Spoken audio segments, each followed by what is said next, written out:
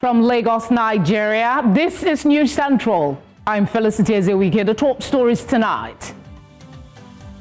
Gunmen abduct more than 100 worshippers in separate church attacks in Kaduna State during Sunday service. Vice President Kashim Shettima leads Nigeria's delegation to Davos for the 56th edition of World Economic Forum. UK Prime Minister Keir Starmer slams President Trump's threats to impose tariffs on allies over Greenland. Business, Nigeria's non-oil exports climbed to a historic high of $6.1 billion in 2025, representing an 11.5% increase from $5.4 billion in 2024. And in sports, FIFA condemns unacceptable incidents at the Africa Cup of Nations final as Senegal coach Pape Thiaw apologizes for his role.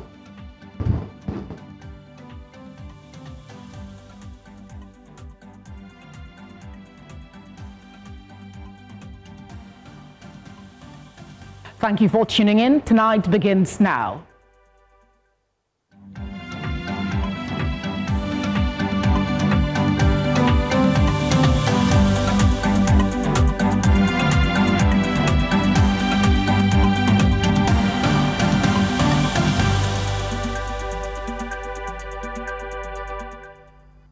We begin tonight with the gunmen attacks in southern Kaduna, where more than 100 worshippers were abducted from different churches during Sunday's service. The incident occurred in communities within the Kajuru axis, where armed men reportedly stormed the area and kidnapped residents, including women and children, taking them to an unknown location. The Dakanchin Kumiwali, translated into English as the deputy district head of Kuminwali Kajuru local government area, Ishaku Dan Azumi, and a senior official of the Christian Association of Nigeria, CAN, have confirmed the abduction of over 100 Christians in Kuminwali Kajuru local government area. Speaking to News Central's correspondent in Kaduna via telephone, Dan Azumi, who said he is an escapee of the church attack, stated that 3 churches, which he identified as Cherubim and Seraphim 1, Cherubim and Seraphim 2, and Echo Church, all in Kuminwali, were attacked at exactly 9 a.m. on Sunday, January 18, 2026, and 177 Christians were abducted. While the police command in Kaduna State denied the incident, the deputy district head, Dan Azumi, insists that it happened. We will bring you the sound bites subsequently.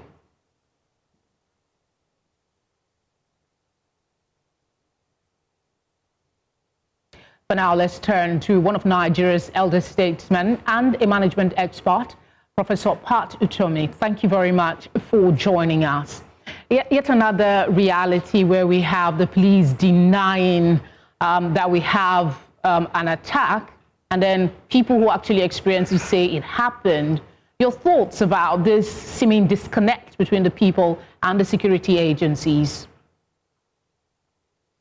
Well, I think that it is important to recognize that in these kinds of situations, there are many kinds of pressures, and that a systematic way of establishing the reality needs to be established.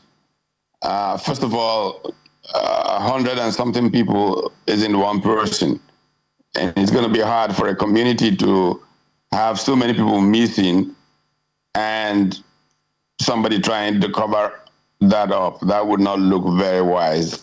So we should investigate to be sure before conversations escalate what could be a figment of imagination, but where it is true, people who are denying such truth need to be really severely punished, because this is at the heart of the whole security arrangement: truth, appropriate information.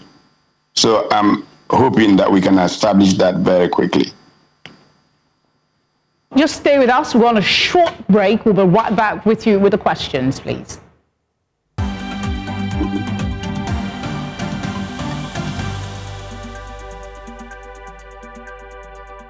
Thank you for staying with us. We still have the Prof with us talking about the attack in Kaduna. Multiple media houses have reported, the BBC has the story, Reuters, Daily Post, and some other bodies.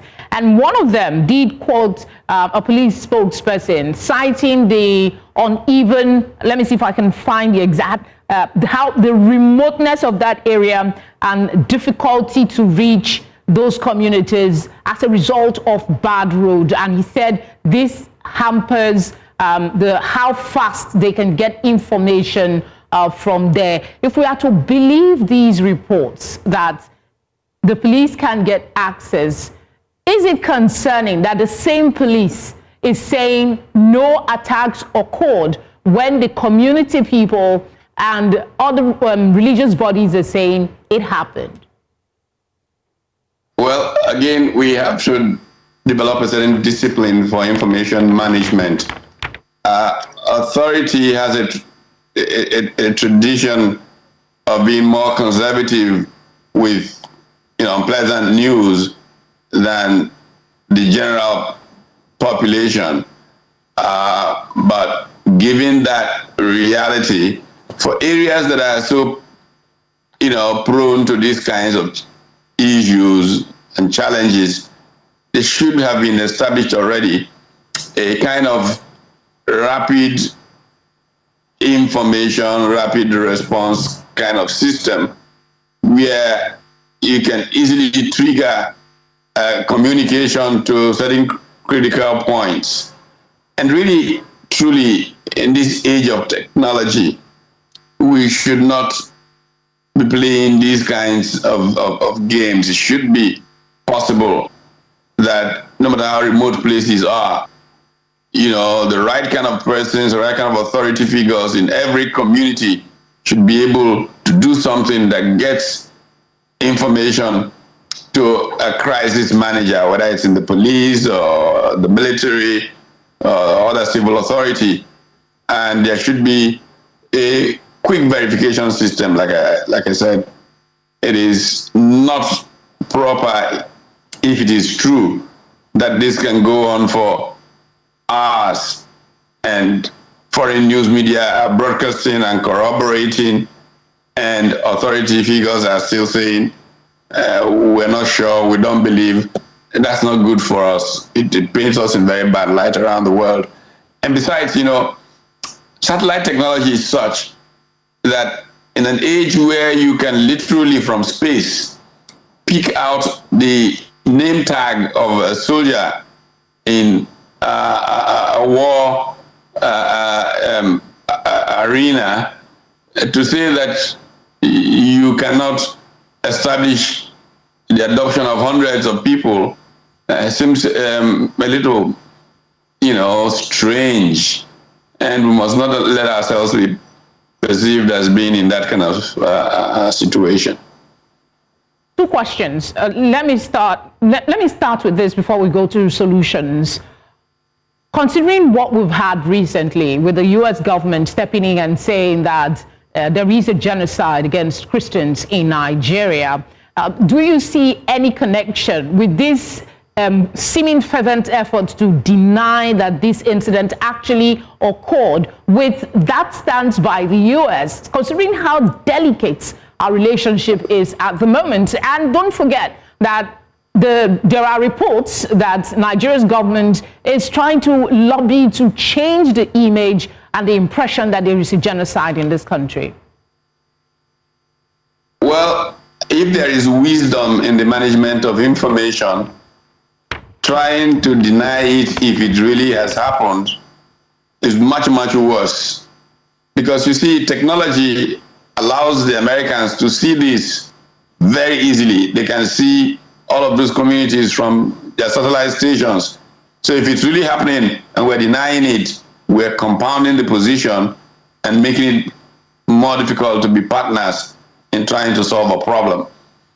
If our technology is still so backward that we really cannot see it, we should simply admit that we can't and get help, but to deny it when they may be able to see it from wherever they are makes us look like we are really trying to cover something, and it's not good for the partnership arrangement we're trying to make with others to solve a problem. There's a possibility that I could have missed the report, but there seemed to be silence from the Kaduna state government. It's been at least over 12 hours since this incident occurred. There's been no official statement from the government, and then we have this disjointed communication between the community and the police. What do you expect? But now let's be careful. Let's be careful. This is something that's supposed to happen on Sunday. We're talking about Monday evening. If it happened on Sunday at the worship, it's more than 24 hours. Exactly. Clearly. Exactly. So if it's over 12, it's not 12 hours, it's much more than 24 hours. I'm trying to stay on the side of caution.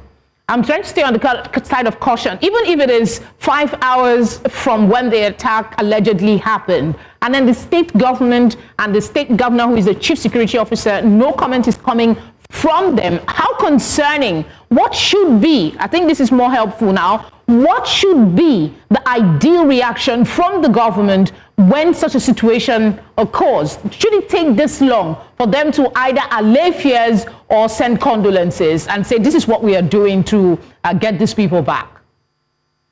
Surely, if we've got things right, there should be a crisis drill. A drill that says, if anything happens, these are the steps to take. If they don't have it in place this long into the crisis, then there is a gross, incompetence here. And if they do have it in place, it should have triggered some response by now.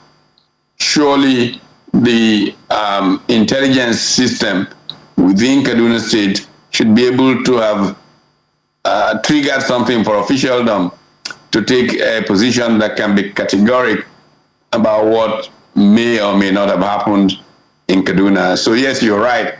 The state government should not be silent at this point. At this point, they should know enough to say, no, this is actually not true.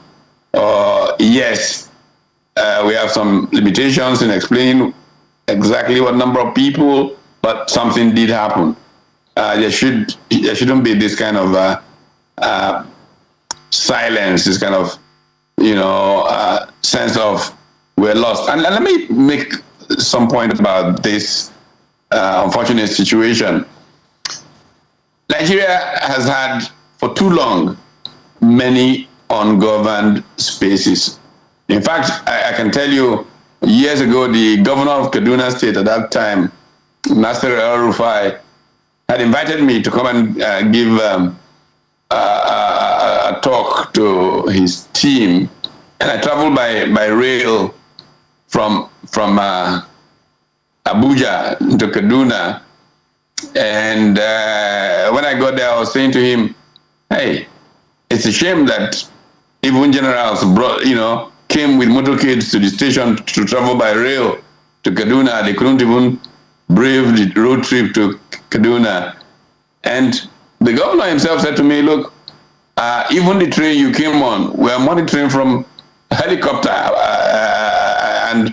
And there are so many ungoverned areas where terrorists literally run the places.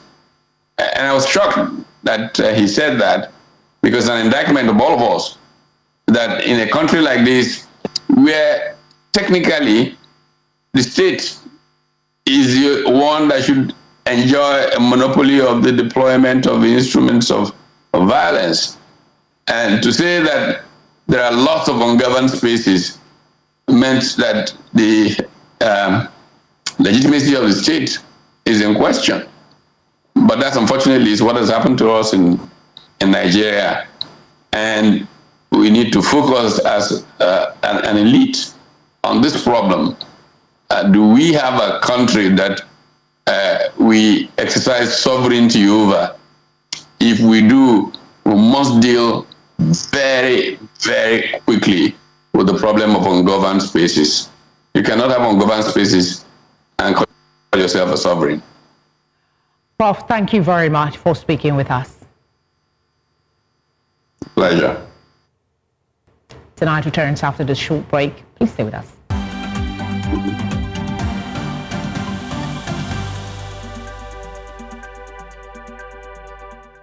Let's take you back to Kaduna, where the police in the state have denied the incident of church attacks, as earlier reported, just as the deputy district head, Dan Azumi, insists that it happened. There is bandit attack in Kuruminwali, in Kajuru local government. We quickly mobilize our policemen, military and other security agencies to the area. But to our dismay this morning, till now that we are speaking, nobody is able to come out with any figure or name of any person that is kidnapped from that community. Our policemen, the chairman of the local government and other agencies were at the scene of crime, alleged scene of crime. We went there. Till now, there is no information about any attack or any kidnapping of over 300 persons. And on this, I want to warn some of these troubleshooters. Please stop giving out false information to those discredit the state and the security agencies. We are always ready to deal with any situations.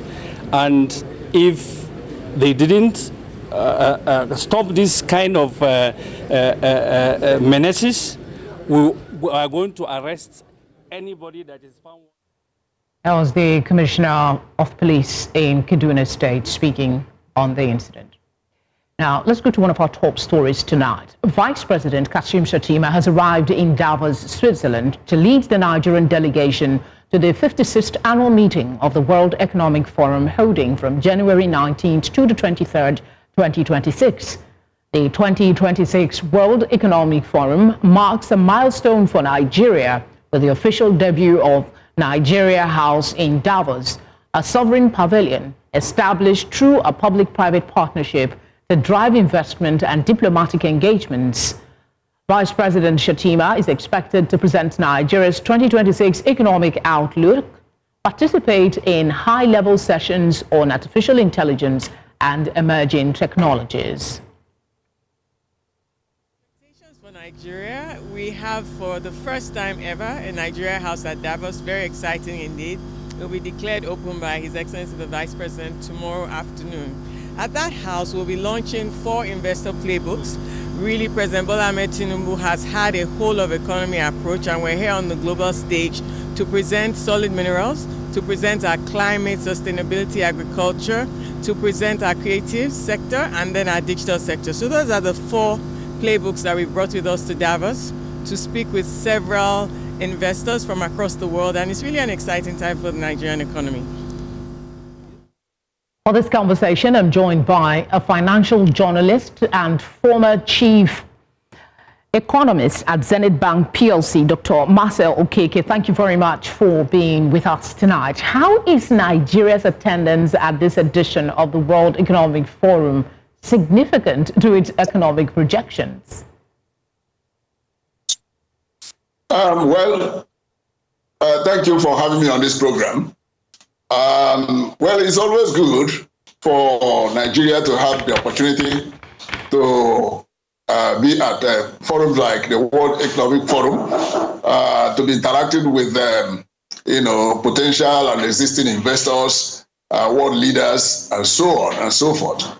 But again, when you look at the challenges we have at home, such as the things you were discussing with Professor Patrick Tommy some minutes ago, you'll find out that you just have to wonder whether it is all worth it, going to meet the rest of the world where you have such a unattractive climate at home, by and large anyway. it's good that Nigeria is showing its face. That's the way I put it. It's good that it's showing its face at that level. How does the establishment of the Nigeria House Davos as the first sovereign pavilion position the country competitively against other emerging markets like those from other African countries or Asia at this annual meeting? It's important to recognize that it's not every country that is attending that World Economic Forum is, in quote, erecting a house for his country. And Nigeria is doing that. You then begin to wonder, what it will cost the country. Nobody may. All right, I think we're having a bit of a challenge with the connection. Thank you very much, Dr. Okeke. Hopefully we can have that conversation another time. For now, let's tell you that the Nigerian army has dismissed as false an online report alleging plans by soldiers to mutiny over salaries and welfare. In a statement, the Director of Army Public Relations, Colonel Apollonia Anele, described the report as misleading, sensational, and based on anonymous, unverifiable claims. The Army stressed that there has been no threat of mutiny, noting that mutiny is a grave offense under military law and contrary to the discipline and professionalism of its personnel. It said troops are trained to channel grievances through established internal procedures, not public platforms. The Army also clarified that military pay goes beyond promotion increments and includes multiple allowances. The federal government has filed criminal charges against Senior Advocate of Nigeria, Mike Ozakome, over alleged forgery and use of false documents linked to a disputed UK property. The 3-count charge filed at the Federal High Court in Abuja by the ICPC on behalf of the Attorney General accuses Ozakome of knowingly presenting forged documents, including a Nigerian passport, to support a claim of ownership of a London property. Prosecutors say the alleged offences occurred in August 2021 and involved giving false information and attempting to deceive a public authority. The government plans to call investigators and immigration officials as witnesses while tendering tribunal judgments and passport records. No trial date has been fixed.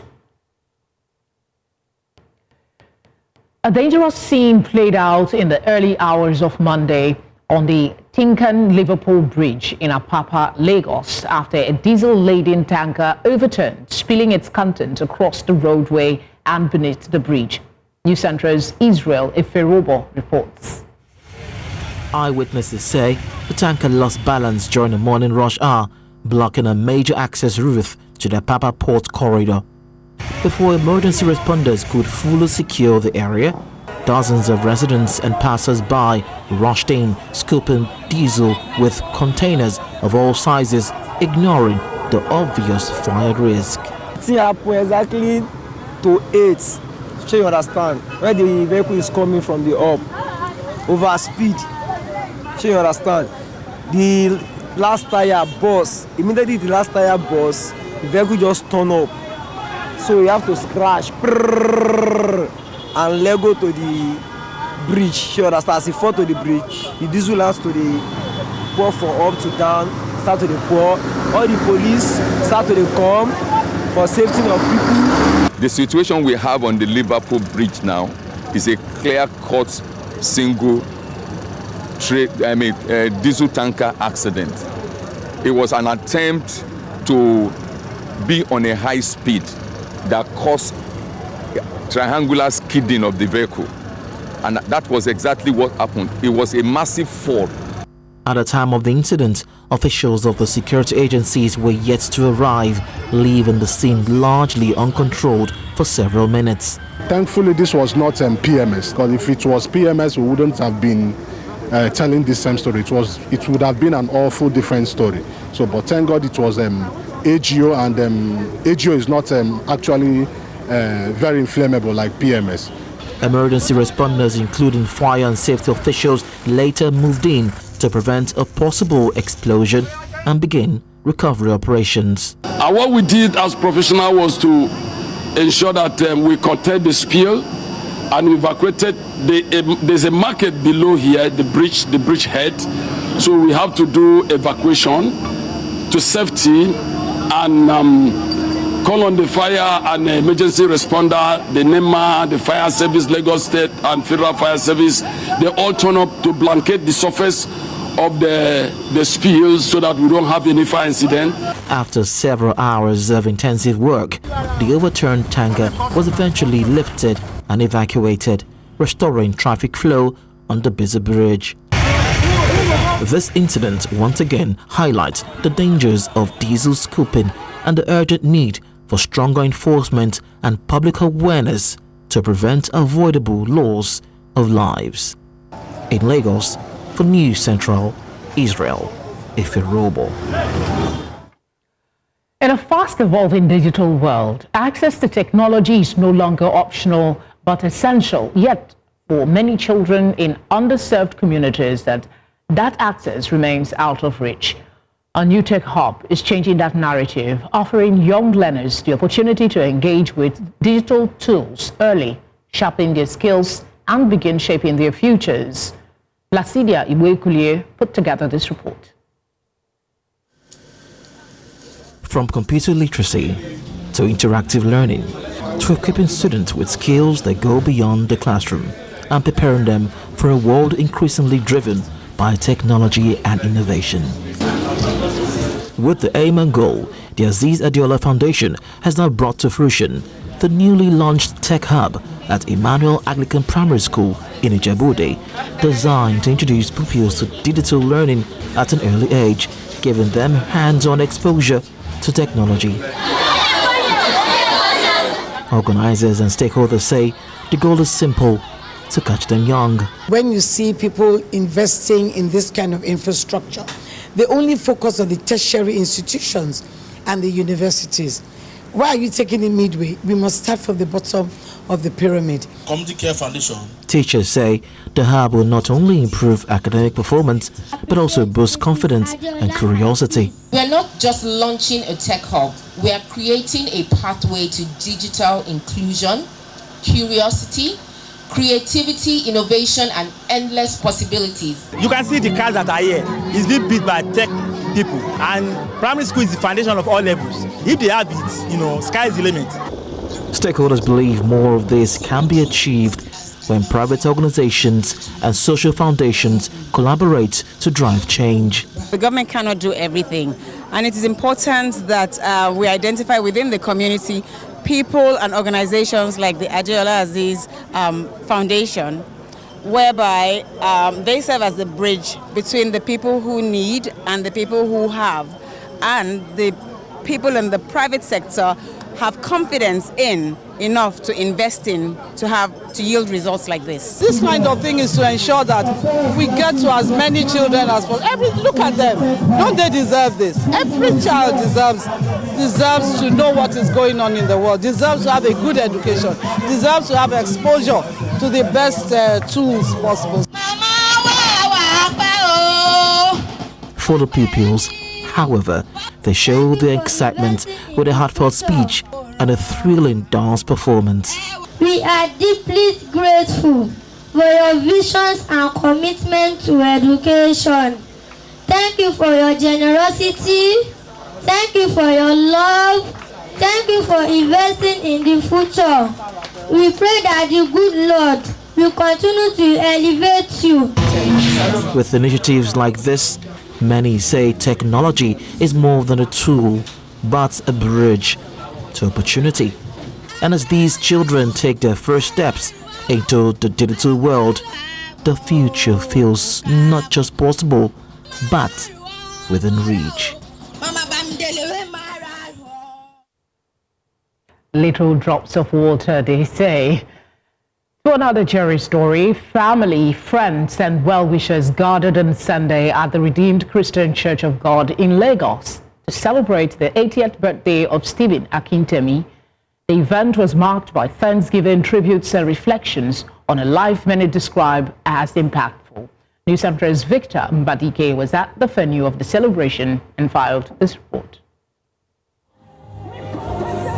Surrounded by loved ones, The Thanksgiving service focused on gratitude. Gratitude for life, strength, and the grace to witness 80 years. God will honor you all the days of your life. He was never shy about worshiping God. Members of his family said his life has been guided by strong values, faith, and a commitment to impacting those around him. 80 years of God's faithfulness, 80 years of God's mercy.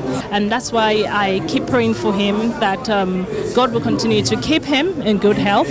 God will continue to bless him, and that he will fulfill every purpose, everything written concerning him. I thank God for your life. I celebrate the awesome father that you are, and I pray that God will keep you to see many, many, many more years. It's a blessing that he's alive today. I thank God for the wisdom he has. I thank God for blessing me with the best dad in the world. And I always say that I don't think I know I have the best dad in the world, and I'm blessed to call him father. It's been a wonderful 80 years. I'm 60 plus myself, but it's been wonderful. And I want to beg him that with God being on his side, he should remain himself. He's a perfect gentleman, a gentleman to the core, a man of God, somebody that is an embodiment of humility. He's like our very gentle, calm, loving daddy, funny, has a way of he exudes peace, and he likes to call me posh. He's a man of everybody. He's my in-law and somebody I respect. I'm 85. The octogenarian thanked guests for the overwhelming show of love. I must confess that it is the goodness of the Almighty God that they are looking. And that is what has pulled them to be around to grace the occasion. And I'm really happy about that. I'm excited, and I thank God for the grace upon his life to see his 80th birthday, to celebrate with him.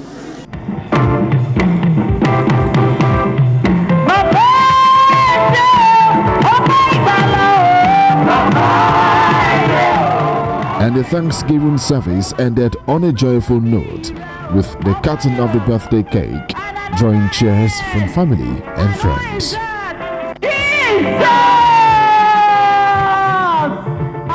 In Lagos for News Central, Victor Badeke.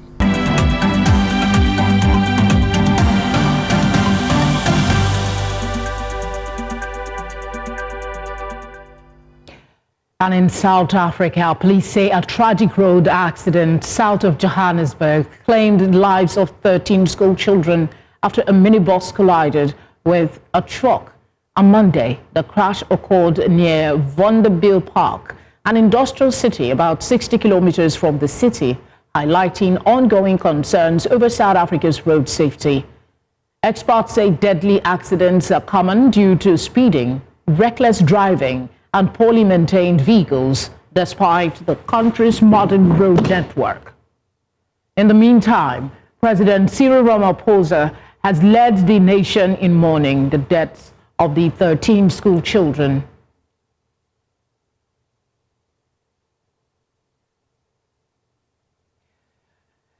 Short hope story. British Prime Minister Keir Starmer on Monday said a trade war would serve no common purpose after US President Donald Trump threatened tariffs on Britain and other countries opposing his plans for Greenland.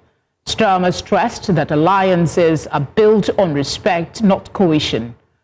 Meanwhile, protests erupted in Copenhagen, Denmark, outside Copenhagen City Hall, the US Embassy in Denmark, and across Greenland, as thousands demonstrated against Trump's efforts to acquire the autonomous mineral-rich territory. Mature alliances are not about pretending differences don't exist. They are about addressing them directly, respectfully, and with a focus on results. On Greenland, the right way to approach an issue of this seriousness is through calm discussion between allies. But there is a principle here that cannot be set aside, because it goes to the heart of how stable and trusted international cooperation works. And so any decision. Business, sports and entertainment is next. Stay with us.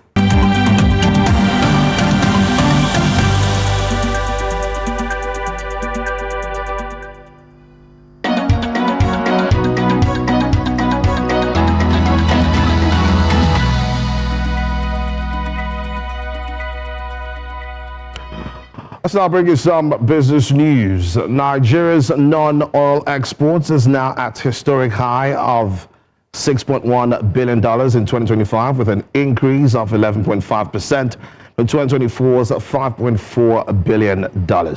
Now, according to the Nigeria Export Promotion Council, it shows the effectiveness on the ongoing efforts to diversify the economy away from crude oil. Speaking of Abuja, NEPC Chief Executive Noye Ayeni said the figure marked the highest value of formally documented non-oil exports since the council's establishment nearly 50 years ago. Exports volumes also increased by 10% to 8.02 million metric tons, driven by agriculture, processed goods, industrial inputs, and solid minerals. Now, according to the Central Bank of Nigeria, CBN, commercial banks have recorded 36.34 trillion naira in automated teller machine withdrawals between January and June 2025. Now, this represents a 196.01% increase from 12.21 trillion naira in the same period of 2024. Transaction volumes rose by 72.98% to 858.8 million withdrawals from 496.47 million a year earlier. CBN data show withdrawals climbed to 15.97 trillion naira in the first quarter and further expanded to 20.36 trillion naira in the second quarter, despite higher ATM fees introduced in February. Now, at the end of the first trading day of the week on the Nigerian exchange, the all-share index paired 17 basis points or minus 0.01% to close at 166,112.50. The market's capitalization ended at 106.3 trillion naira.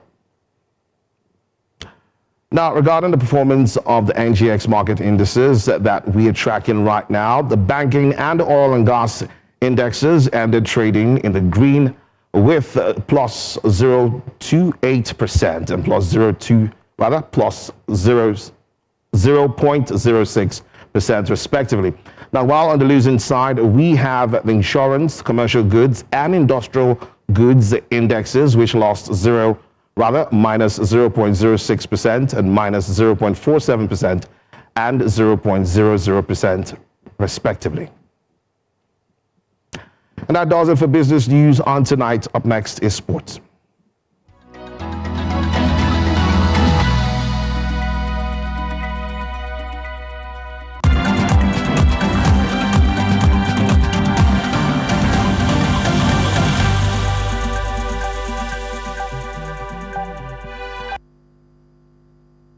Then the unacceptable scenes which overshadowed Senegal's victory in Sunday's Africa Cup of Nations final when they walked off the pitch in protest at a penalty awarded to Morocco. Infantino also condemned the violent scenes in the stands between Senegalese fans and security agents as well.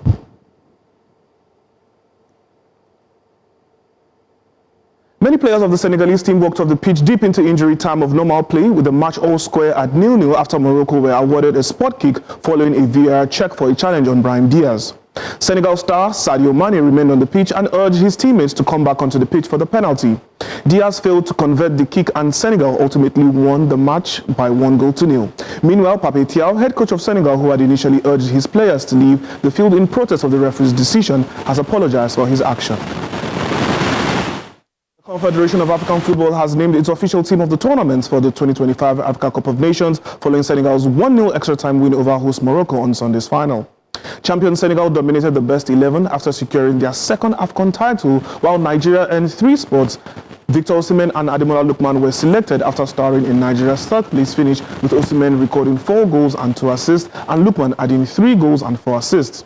Left-back Bruno Onyemechi completed Nigeria's representation through Calvin Bassey's omission, although Calvin Bassey's omission raised eyebrows. Now, Senegal's Edouard Mendy was named goalkeeper of the tournament, with Sadio Mane crowned player of the tournament. Egypt's Mohamed Salah and Rami Rabia also featured, while Morocco's Nasser Mazraoui was included despite the host's final defeat.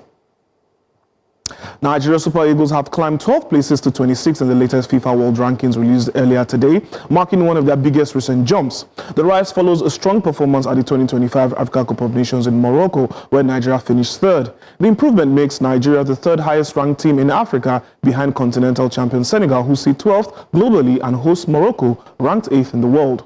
Algeria and Egypt occupy 4th and 5th places on the African ranking. Globally, Spain, Argentina, France, England, Brazil, Portugal, and the Netherlands, Belgium, Germany, and Croatia currently make up the top 10 teams in the world.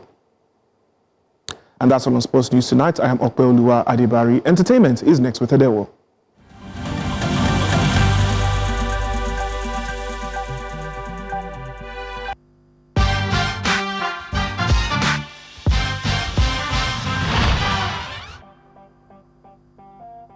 Right into entertainment as we're talking lawsuits. Yes, Ghanaian dancehall star Shatta Wale has reportedly filed a defamation lawsuit against media personality Black Rasta at the Accra High Court.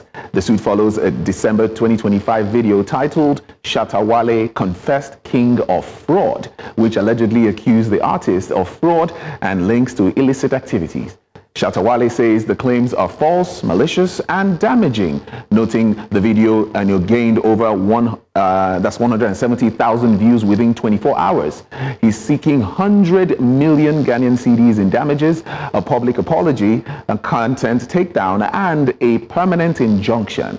The case highlights rising concerns around accountability on digital platforms. And this also caused a whole new conversation on social media, and people are still talking about it. But definitely bring you the update as that unfolds. Now let's move overseas, as broadcaster Piers Morgan has been hospitalized after tripping on a small step in London at a hotel restaurant, suffering a badly fractured femur that required major surgery and a hip replacement. The 60-year-old shared updates from his hospital bed, including x-rays and a recovery selfie, saying he will use crutches for 6 weeks and avoid long-haul travels for 12 weeks.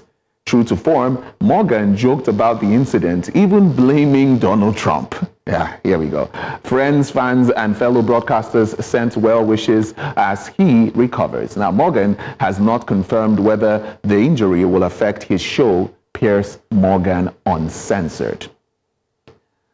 Well, that's how we have on entertainment tonight, by the way.